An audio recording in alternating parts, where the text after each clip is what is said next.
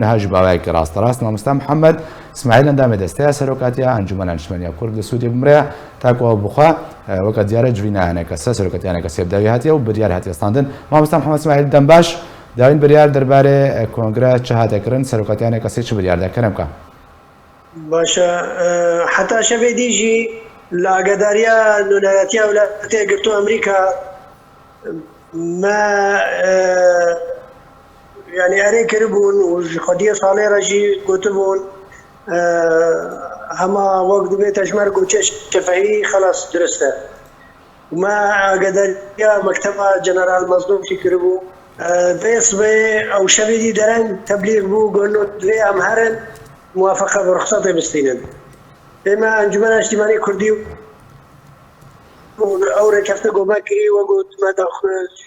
هبونا ولا المتحدة الأمريكية بامدبونا وأنجمن اجتماعي كردي رخصة يجبو شلاكي خوا فسرفي أساسي في صبير قريلي قلتلو نهشتن ديارة يعني نرى يقول كل جموع هنا زورة هنا كادبن بشيء جهولي درب نهشتن دريفا كدري قاعة زانا بري ملات كت مكتبة أوفيسا أنجمنا أنا كسيا بارتي ديمقراطي كردستان سوريا وشركاتيا أنجمني بارتي بجي عمل أوفيسا أنجمني رونشتن بديارة ما قام خلقي خببين يعني بجي شيء كذا أوفيسا بارتي ديمقراطي كردستان سوريا دا حمي هاتن جباندن أم هاتن قوا بردرينا ودريقري لي قرتنا مولتا ده دقادانا ده دقا مجي خلقي رقوت غلطي خورقوت انه كونغرا مع اعتبار ديك الوايل دار كاتو انه نرجع انسرها وامي خياراتي ما هنا البيشا ما قام كاربن شوا كونغري خو تفاصيل دي بريبا ببن تربيه سيما سوباسياوي خلقي هاتي جوشوا وبشتفانيا واليكاريا وتحملها وتروح تحدي الجو قدام ولا انجلين انجمن اجتماعي كردي عزيز ادوي بونيدا سر راغاندرا واجي سوباسيا حمي كارمندو اندامو ولا انجلين انجمن اجتماعي كردي كربو رحي ولاد باريزيه رحي كرداتي جوشيغو بشتفاني وعشقا هاتين حميد براتنا كونغري انجمن اجتماعي كردي حاضر ببن او رحي تحدي جو هاي جبرات مجبو قضيه كردي جبو كيشا كردي جبو ما في قال كرد اندري رواي سوريا دا سربي اساسي ما اعتبار دكن فنجر داركت وشوازي وبرياري وخيارات الميتي هنا امي او تشتي جوجماتي خصن امي بكن كونغركي انجام باش والمهم انجام وينا انجام باش بدا وكارب جاردي دس خناغه كانه اشكاري خبك زي خناغه بيدا نونرتي عملت كرد نونرتي قضيه كردي سر حميه استين سياسي وداف دولتي هر وسنا بوزيشن سوريا دا رولك جرينج عملت مات بشروجا سوريا ذهب باشا مامۆستا محەممەد يعني جبينا أنا كسي يعني بريار هاري داين هذا البارك وكونغر بداوي هات كونغري أنا كسي يعني تبحثا آليتها كر آليتي كوبشترا وشواري كرن أو آليت ويب شرنجي يعني أنا كسم بجن بلانا بي داني بو بيشخت أو بلانا بي ويب شرنجيا عندما كونغري شاورنا قادر كرن بريار شاورنا ستاندن يعني تفيدر باردو شو قلتوا بيجي كر أو راسي وظيفة كونغر دو تشتن يكجي قسم كرنا بلغاي سياسي رابورا سياسي وبرنامج كار هر وسائل داخليه انجمن نظام داخليوي پسند كرنا با وثائقه بشد دوي هالبجارتنا نونراتي هيا عام يا دسا قشتي يا انجمن اجتماعي كردي يا قوة برلمانكي كار بريفا بب او بلغنا اما بري باش نقاش كرنا وكار كرنا امي مؤتمر وتخويل كر هيا عام دسا قشتي الو مامۆستا دنگي متكا بلا مامۆستا كرمك بردوان ببرقولي بحث بك كرمك تمام او بلغنا من پسند كرنا واد هندري دسا قشتي دا مؤتمر او تخويل كريا قدور دا نقاش ببه وملاحظات وتبينيه يقول سر رابورا سياسي بيا برنامجها كار بيا لستا داخلي به سروا بلغا شيء دوا يجو هالبجارتنا او هالبجارتن مادام ام کنگره اندام کنگر هاتن دست نشار کردن به جنا و نونره جماره گوجواته خواستن و هل بجیر ناف خدا و گروپ خورتاجی و جماره خو هل بجیر ناف خدا و یه سر بخویان جی و جماره خو هل بجیر و هر پارتی کی جی دو کس و یه خو هل بجیرن ابنا و دسته گشتی انجمن اجتماعی کردی تی دست نشار کردن تی خویا کردن و بالتالي و دست برنامج خو دست کاری خو که جوی خو که دروجه بیدا وان کارا امی باشقه باش مامۆستا محەممەد یانی نەها ژبەر وەکە پرۆگرامانە کەسێ دا ئەنجومەنە گشتی هات بە هەڵبژاردن و پشت رامینداریا گشتی و پشتە دەستای سەرۆکاتیانە کەسێ ئاینها بشێوەیەک و نەها هەڵبژاردن نایەکردن ئەوەوە چاوەڕ هەڵبژاردن بوو شێوەیە دەست نیشانکردنەوە کە تاماشە پێکرد ینی هەر ئالیەک ئەو بخۆوێ دەست نیشان بکە کی و ببێ ئەندامێ دەستەیە گشتیانە کەسیان گوانجومەنە گشتیانە کەسێ هەلبژارتن ناوا دەچێبن نە سەر بخۆیدا هەلبژارتنەوە باشقا چێبن نونەرێ خۆ هەلبژێرن یە ژناوێ نونەرێ خۆ هەلبژێرن یە کۆبانێوێ نونەرێ خۆ باشقا هەلبژێرن یە عەفرینێوێ خۆ باشقا هەلبژێرن یە خۆرتا و ڕێکخراوە و منەزەماتەوە یە خۆ باشقا هەلبژێرن و تەفداوێ بێن جواتێکی دەروونی و هەر حزبێکیژی دۆ ناوە ئەوە بوو دەستەیە گشتی ئەنجومەن ئیجتیماعی کوردی ئەوێ کار بڕێوە ببێ کۆنگەر تەخویل کردیە ئەو دەستەیە گشتی کار برێوە ببێ پەسەندکردنا وەسایقاژی و هەروەسا تێچێکردنا هەگەر دەستەیە سەرۆکاتیە هەگەر کۆمیتێش دەربە هەمی ئۆفیسێن ئەنجومەنێ وێ دەندرێ دەستەیە گشتیدا بێن چێکردن باشە مامۆستا محەممەد حتاک و ئەv ئالیەتە کۆت بەحثکێ وەرێ بجیکردن شێوەیە برێڤرنا ئەنە کە سێوێ گوهاتنتە دەچێ بیانەوە کە هاتەم بە هەیکەلیا بەرێ بمێنێ و هەیکەلیا تەنزیمی پەسەند بێ پەسەندکردن دندێ هەستیە دەستەیە گشتیدا ئەو تشتێ گوهات پەسەندکردن ئەوێ بمبەش مامۆستا پرسیارام ینی ئەv شێوەیەک وتە بەحث کرد سەربخوا هەڵبژاردنان ئەنجام بدەن جوان هەڵبژاردنان ئەنجام بدەن یا عەفرینێ کوبانێ هەر پارتیەک دوون و نەر تێدا بن دوو کە جواناکێ سەقفەکی زەمەنی ژێرە هەیە ینی وەختە کۆژێرە دەستنیشان کردیەک و دەبێت دەمەکە دەستنیشانکرددا ئەم هەموو جرات داوی وەرن هەتاکو ئەنجومەنە گشتیانە کە سەوەرێ هەڵبژاردن ینی دەمەک دیار کردیا بەێ ئەویژی کارێ کۆنگرە ئەوێ کارێ کۆنگر دمینێ دارخستی حتا ئەم کار هەمی ئەنجام بدن و دەستەیە گشتی بێ دەستنیشانکردن و جواتاوی چێبێت پێکانینە دەستەیە گشتی تەمام ئەندامی خۆیان ئەو ئەتیبار دەبێت کە کۆنگەر دارخستیە جەلسە افتتاحی چێبوو ئێدیتر ئەفکارێ باشقە چێبن هەمی ئەنجامێک و لازمەت کۆنگەردا چێبان و هەمی تەمامی چێ ببن نیکە دەستەیە گشتی و کاری خۆ پرسام ژێ ئەوە مامۆستا محەممەد ئەگەرمە ژە فێم نەکرد پرسام ئەوە کۆنگەر هاتە لە دارخستن ئەم شتێک وتە بەحث کردی دەمەکە دەستنیشانکردی ژێرە هاتیەکردن و بێژت فلان حتا فلان دەمێت بێ ئەv ڕێکار هەموو بداوی وەرن ئەرێ ئەفکارێک دوویە دیوە چێبێ ینی دەست پێ دەبێ دەست پێ بۆیی حتا ئەموان کارا خلاص بکەن گۆری ظروفێ ئەنجومەنێ ینی دەمەکە نێزیکدا ئینشاڵڵا مێ خلاص بکەن حەد بوو ڕەحمەدەم کۆنگەر دارکات شەرعیەتا خۆستان دوێ دەمەکی نێزیک کاری هەمینجا بێن ئەنجام کرد باشە مامۆستا نەها وەکو تەداخویاکردن و کۆنگەر هاتە دارخستن شەرعیەتا خۆشستا شێوەیە برێڤەبرنانە کەسێ ژنەها هەتاکو ئەنجامێن کۆنگەر سەر بکەبن شێوەیە برێڤەبرنانە کەسێ بشرەنگی بێنی هەیکەلیوەکە خۆت مێنێ گوهارتن تێدەوێت چێ بیان هەمان شێوە بمێنێ هەتاکو ئەنجام دەرکەبن حتا ژنەها حتا دەستەیە گشتی کاری خۆ بکە ئەنجامێ کۆنگەری وێ خیاتکردن دەستەیە سەرۆکاتی وێ کاری خۆ بەردەوام بکە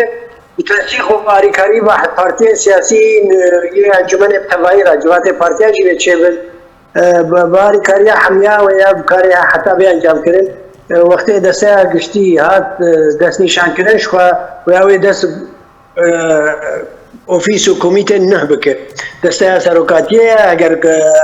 ئەمەنداریە گشتیە ئەگەر ئۆفیسێن دیتریە ئەنجومەنێ تەوانە ئەو هەمی دەستەیە گشتیدا تێ خویاکردن تێ شتێکردن باشە مامۆستا بێ دەتخوازم ینی وێ چەندێ پرسم ئالی ئەمریکی و کە تەداخویاکردن یعنی حتا دەرەنگای شەبا بوریژی گوتێک و کۆنگرێوە سلامەتی دەرباس پێ وەرە ئەنجامدان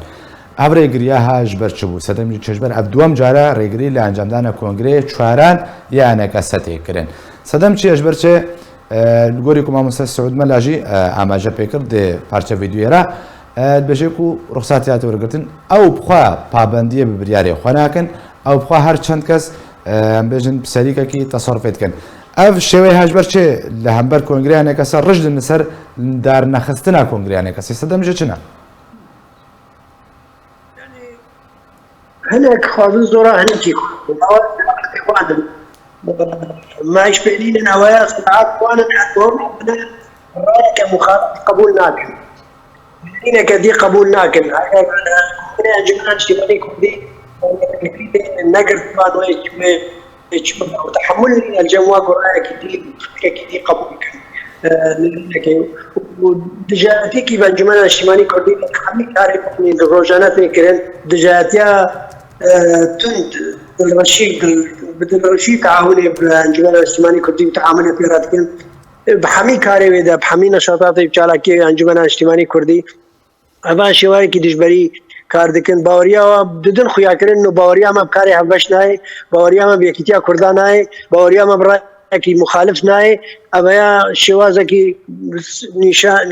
يعني شوازه کی سیستم وایا سروي اساسي رايك هيمناني وعقل مندي قدنا بوادا نايل سركبه جبر كيجي ريغريل كاري انجو كاركي سيفيلا كاركي سياسيه انجمن الاجتماعي كردي وقتها وخلكي تيجي حمي وجهاء وشخصيات مقبول ناف جفات كردي ده هر يكي هاتنا البجارتن نونراتيا دبرين سربخا هر بازاركي كردي نونري خو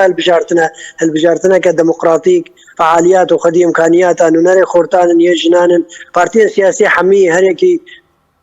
نونراتيا وانت دا هبا هي ما حوارك وشوطك اجدان صاندني دا باسكرياغو شراكتك حقيقي بخيا كرنا بين مواد جير سرپرستیا ولاتی گرتو امریکا دبیجن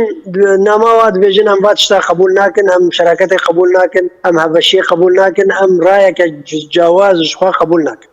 باشا مامۆستا محەممەد هەست خوازم نامانە کەسێ پشتی کۆنگری بیرەنگی هابرە بدەویات بۆ پێدێ چییە وەکانە کەسە چ ناماوە بۆ پێدێ چییە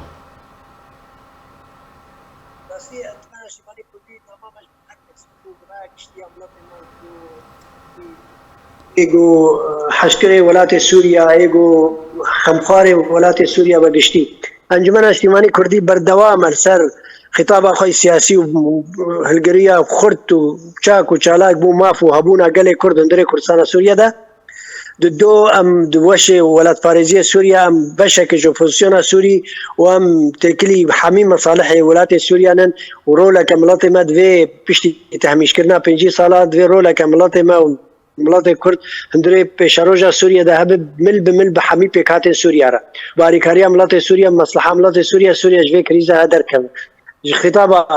قومی کردی وطنی سوری هر دو عالی ابا خطاب انجمن اجتماعی کردی ناماویه و ام کریار خراب جوی دل درها مناچمینن مکم ناکن ما بناگریش بو ختمه خباتما پروژه ما بو مصلحه برجواندی بالای ملت ما کرد و قضیه کردی هندره کردستان سوریه باشا مامۆستا محەممەد خوازم ناماوە بۆ جەماوەرێ ئەنەکەسێژی چێکو بێت وەکە تەبخوا ماژەبێ کرد بە جۆش و خۆش و بدلێکی خۆش و بە ورەنە بلند هاتکو بەشداری ئەنگۆ هاتن تاکو کۆنگرێ ئەنەکەسێر دار بکەن نەها کۆنگر بی ئاوایی بداوی هات ناماوەکە دەستەیە سەرۆکاتی ئەنەکەسێ بۆ جەماوەر و ئالیگرن ئەنەکەسە چییە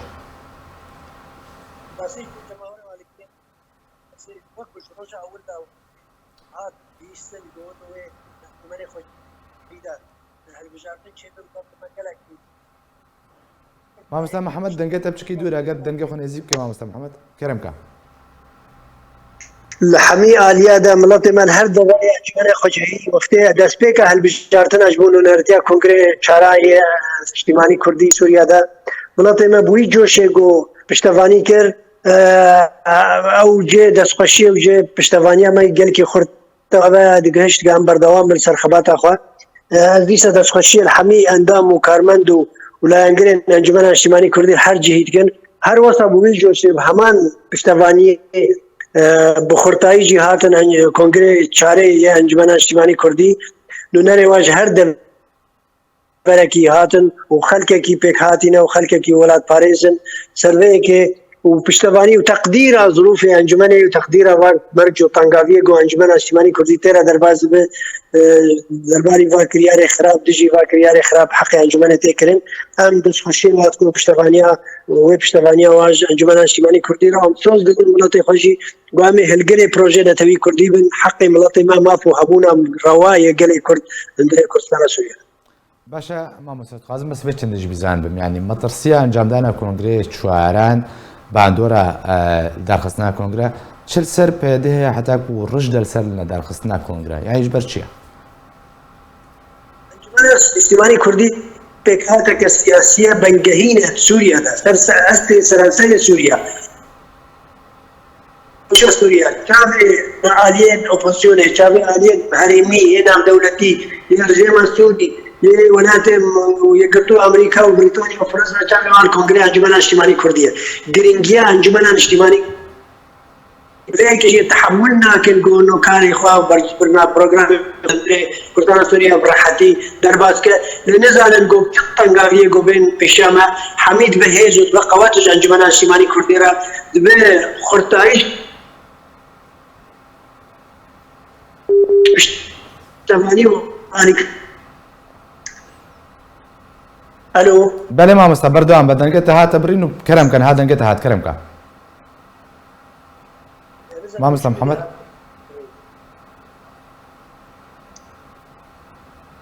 ما مسلم محمد اگر دنگه فيزي بردوام بد قوتني خدا انا مشكلتي هات برين قوتنا کو بس باندورا کو کنگری انا کسل سر پیدا حتا کو رگریت که و دو درده قوتني خو کرم بردوام کو ما مسلم